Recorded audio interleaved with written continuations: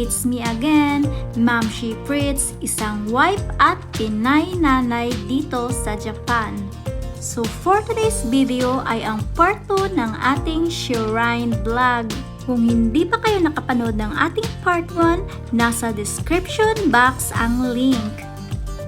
Ang shrine na aming binibisita ay dito sa Katano City, Osaka Prefecture. Bago ang lahat, kung kayo ay interesado about Japan, lalo na sa kanilang history, kultura, sa kanilang shrine, o mga tourist spot dito sa kanilang mga traditional foods, mag-subscribe na kayo sa aking channel. Samahan nyo akong i-explore ang Japan. Huwag din kalimutang i-hit ang notification bell para ma-update kayo sa bawat video na aking i-upload. Ang shrine na pala ito ay tinatawag na Hushida Myokin. Hushida means star farm, while Myokin is a shrine which is dedicated to a great or Big Dipper. Ano ba ang Big Dipper? Ang Big Dipper, ito ay isang large asterism or observed pattern or group of stars. It is consisting of 7 bright stars of the constellation. It's shaped like a large dipper or ladle. So kung titingnan nyo, para siyang hugis luwag. Ito yung handle at ito naman yung bowl. So ang Great Dipper ay nasa northern sky kaya tinatawag itong the 7th North Star. At alam niyo ba na ang bawat stars ay may kanya-kanyang pangalan? Ang Hushida Myokin ay natuklasan noong nagsisibagsakan ang mga meteorite at dito sa lugar na to mismo bumagsak. Meron din akong nabasang isang article kung pamilyar kayo sa anime na Kimi no Na wa, yung mga meteorite na nagsisibagsakan ay bumagsak mismo dito sa lugar na ito. At kaya siguro ito'y tinawag na Hushida or Star Farm kasi yung mga meteorite, including na yung 7 North Star, dito bumagsak at ang lugar na to ay napalibutan ng mga sanktuaryo. Ang Hushida Myokin Shrine, isang sagradong lugar ng Hokushin ritual dito sa Katanoguhara at patuloy na pinoprotektahan since ancient times. So ito yung buong mapa ng shrine. Kung nakikita nyo, isa itong bundok. Medyo may kalakihan din ang lugar na to. Kung interesado kayong tuklasin ang liwaga ng shrine na to, samahan nyo ako at mag-enjoy tayo sa paglalakad habang binibisita natin ang bawat sanktuaryo. Kaya, let's go! Ang chart na ito ay nagre-representa sa 7 North Star or Big Dipper. Bawat star ay nagre-representa sa bawat zodiac sign.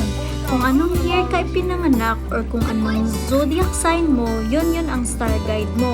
So kung gusto mong malaman anong star or sino ang star guide mo, panoorin nyo ang video kong ito hanggang sa huli at kilalanin natin ang bawat karakter ng bawat star.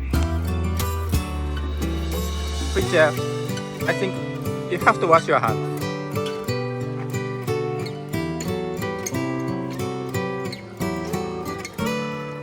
Before tayo aakyat, first of all, kailangan muna nating hugasan ang ating mga kamay to purify ourselves para malinis tayong haharap sa Panginoon. But of course, huwag niyong gagayahin itong ginagawa ko. It's a no. Hindi dapat ito kinakamay. Dapat gagamitan natin ito ng kanilang tabo. Okay. Let's go up. Parang ganito oh. Sa left side yung paakyat, tapos sa right side naman yung pabalik na.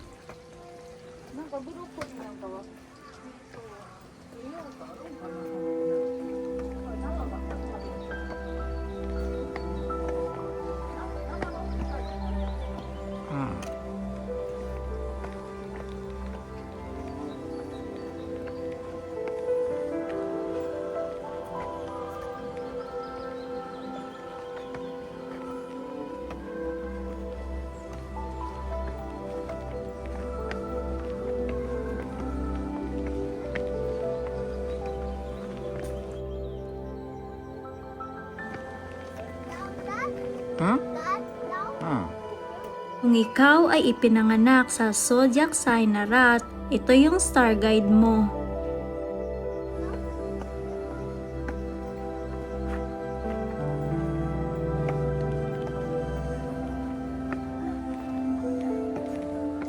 Medyo mataas na bundok ito kaya hihingalin ka talaga.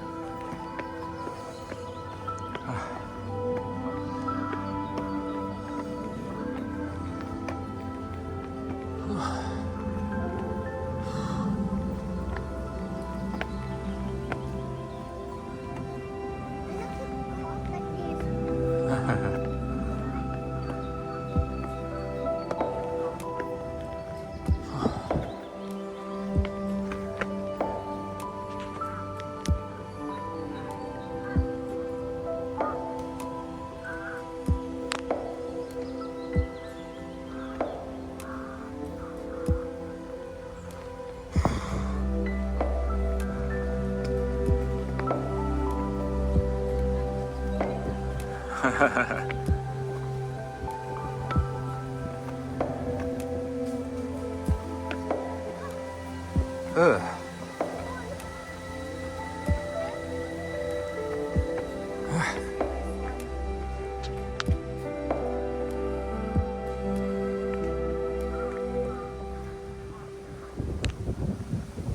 Nakarating na tayo sa Emma House at sa harap nito ay makikita natin ang ikadalawa sa 7 North Star. Kung ikaw naman ay ipinanganak sa bull or dragon, ito naman yung star guide mo. We can let's forward.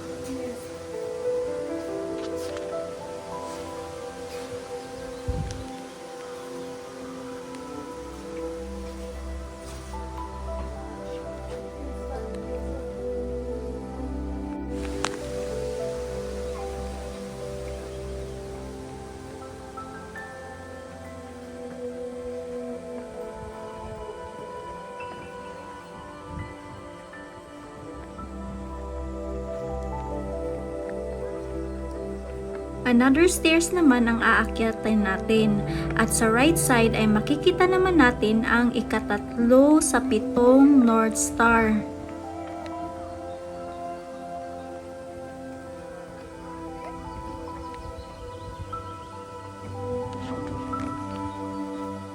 Kung ikaw naman ay ipinanganak sa sign ng tiger or dog, ito naman yung star guide mo.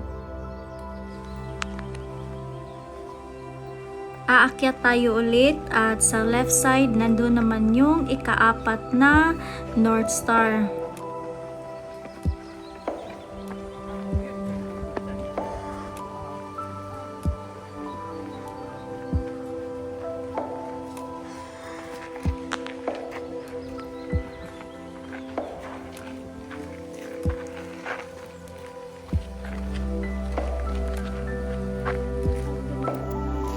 Kung ikaw naman ay ipinanganak sa rabbit or rooster, ito naman yung star guide mo.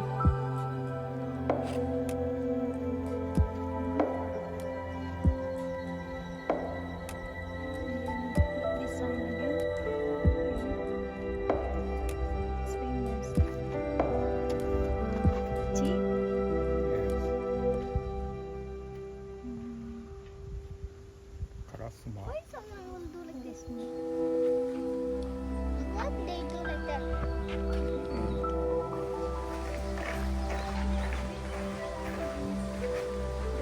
time ago. Yes. Very old.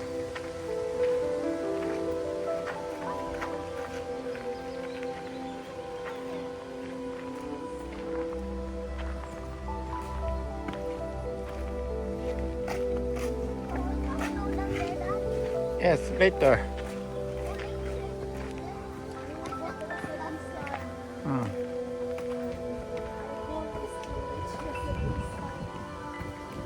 Yeah, almost. We are gone.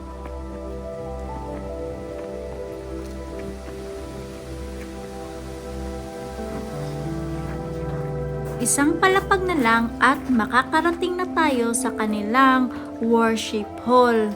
Pero bago ang lahat, kailangan maghugas muna tayo ulit ng ating mga kamay para malinis tayong haharap sa Panginoon.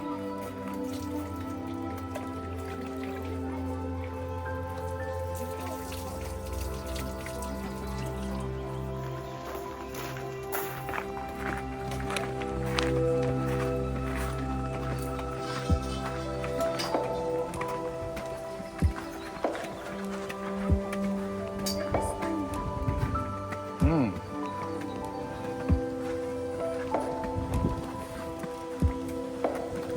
Take care. It's okay, one by one. Slowly.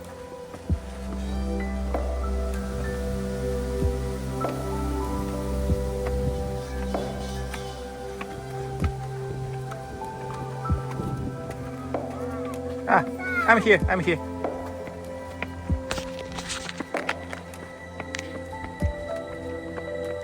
Hmm?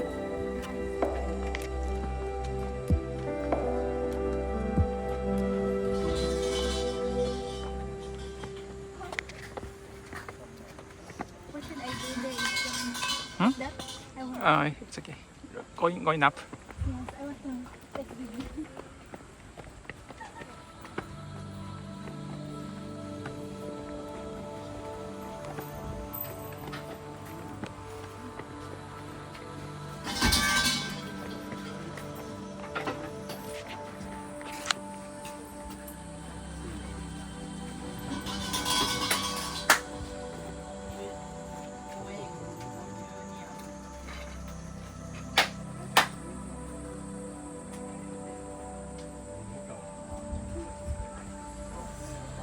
Let's pass through.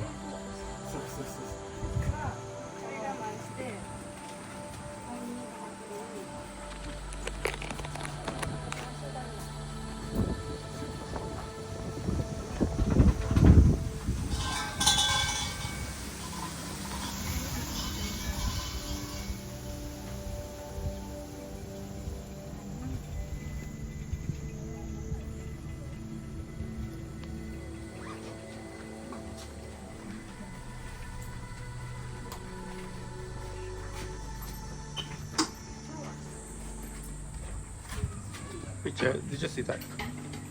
So kung iikutin natin ang kanilang worship hall, may makikita tayo ng isang malaking stone.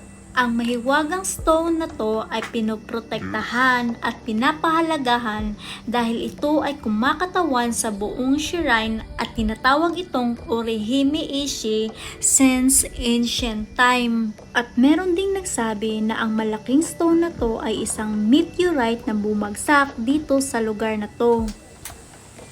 Mario, it's really over there.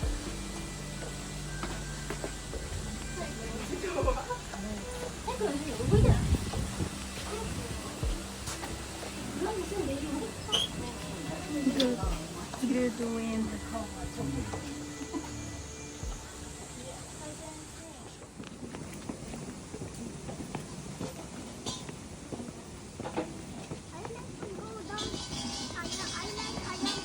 After naming mag-ikot-ikot sa kanilang worship hall, ay bumaba na kami ulit para hanapin ang mga natitira pang North Star. Para lang kami naghahanap sa 7 Dragon Ball, no?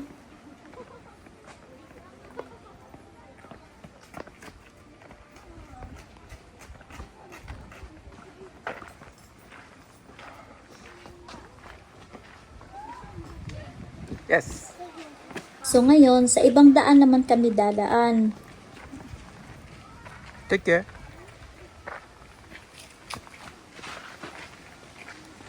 Watch.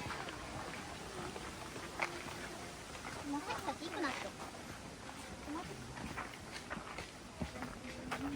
お。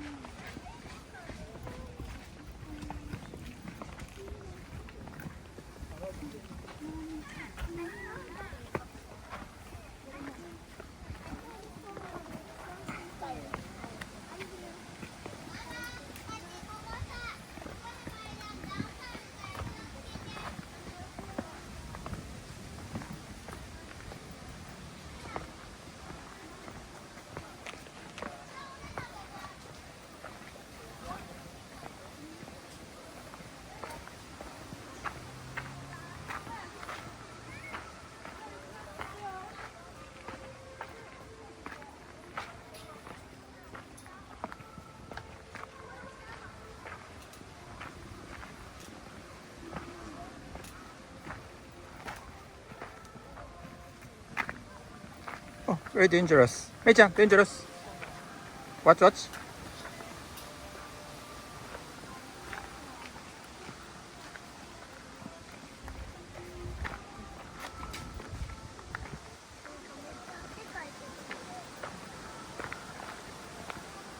Sa pagpapatuloy namin sa pagbaba ay nakikita namin ang ikalima sa 7 North Star.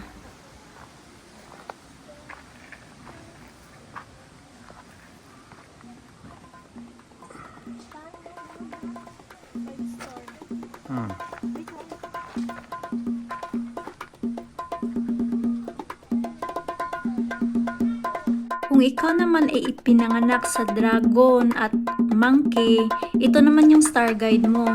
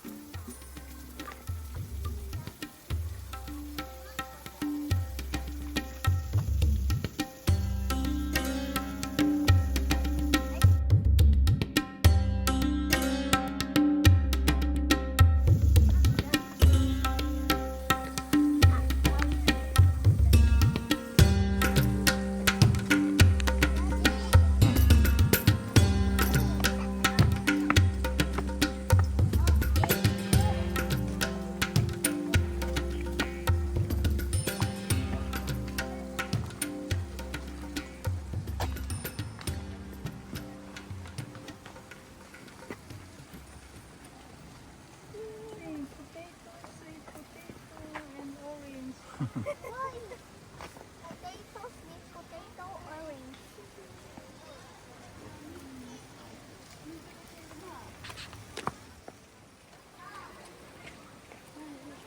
Another star.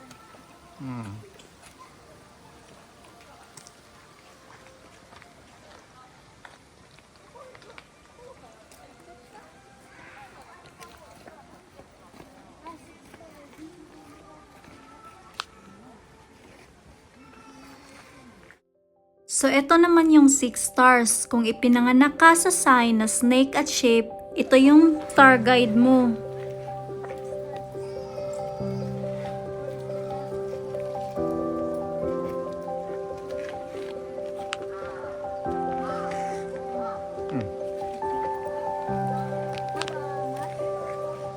Maybe.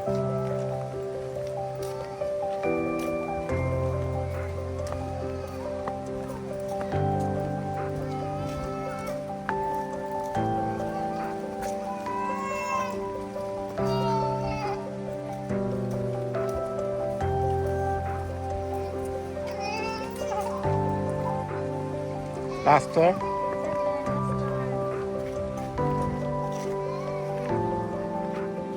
Same name? No, each name is different. Ito na yung pinakahuli sa last 7th North Star. So kung pinanganak ka sa sign na horse, ito naman yung star guide mo.